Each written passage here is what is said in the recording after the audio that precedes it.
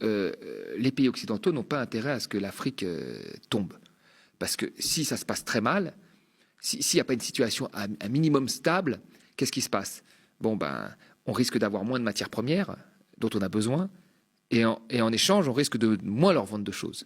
Donc il faut maintenir dans une situation, on va dire, intermédiaire, l'Afrique, qu'elle soit suffisamment riche pour nous acheter nos biens, et suffisamment stable pour qu'on puisse lui acheter les biens dont on a besoin, dont on a vraiment besoin.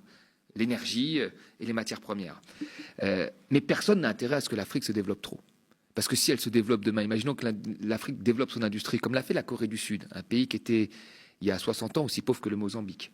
Si demain elle se met à fabriquer des voitures, si demain elle se met à raffiner son pétrole, si demain elle se met à produire, à transformer à faire de l'agriculture et transformer ses produits agricoles, ben, elle ne va plus acheter nos importations. Et donc on n'a pas intérêt à cette situation. On n'a pas intérêt. Donc la volonté des pays riches fait de la géopolitique aujourd'hui, hein, partout, on voit bien, elle n'a pas intérêt à ce que ces pays se développent, c'est réel.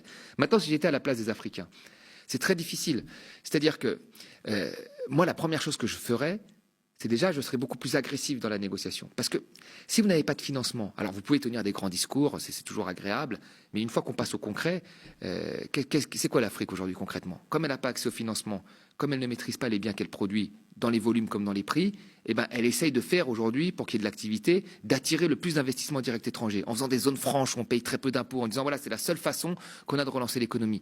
Ce qui ne lui permet pas non plus à côté, parce qu'elle ouvre la voie finalement au loup, ce qui ne lui permet pas de développer son industrie, même si elle avait des financements. Parce que l'industrie qui arriverait est beaucoup plus puissante et beaucoup plus en place que celle qui se développerait, qui serait une industrie naissante. Donc la première chose que je ferais, moi, dans cette situation-là, qui est une situation extrêmement compliquée, c'est que je chercherais à être beaucoup plus agressif dans les partages de production. C'est-à-dire que quand il y a une compagnie étrangère qui vient, ben, il faut lui imposer des choses. Les pays du Golfe, le Qatar, les Émirats en leur temps, quand vous veniez vous installer chez eux, pour quoi que ce soit, hein, vous deviez donner une grosse partie, plus de 50%, à un autochtone, à un habitant local, de l'investissement. C'était obligatoire. L'OMC a tout fait pour dégommer ça, mais certains pays ont tenu, sauf quand ils en ont vraiment besoin. Ils font des dérogations au ministère de l'économie, mais quand ils estiment que la personne doit donner une partie, elle donne une partie à les autochtones, ce qui les forme. Bah, vous voyez, par exemple, ce type de mesure pourrait être appliqué par certains pays africains. S'ils l'appliquaient bien sûr dans l'ensemble, ce serait mieux, mais avoir une stratégie beaucoup plus agressive de négociation sur le partage de ces rentes de matières premières avec les pays occidentaux. Ça, c'est la première chose, qui leur permettrait d'avoir beaucoup plus de rentrées financières. Et une fois qu'on a ces rentrées financières, reste la question de l'investissement dans les bons secteurs pour pouvoir se développer et être de plus en plus autonome. Ça devrait être ça le but. Parce que l'autonomie et l'industrie créera des emplois.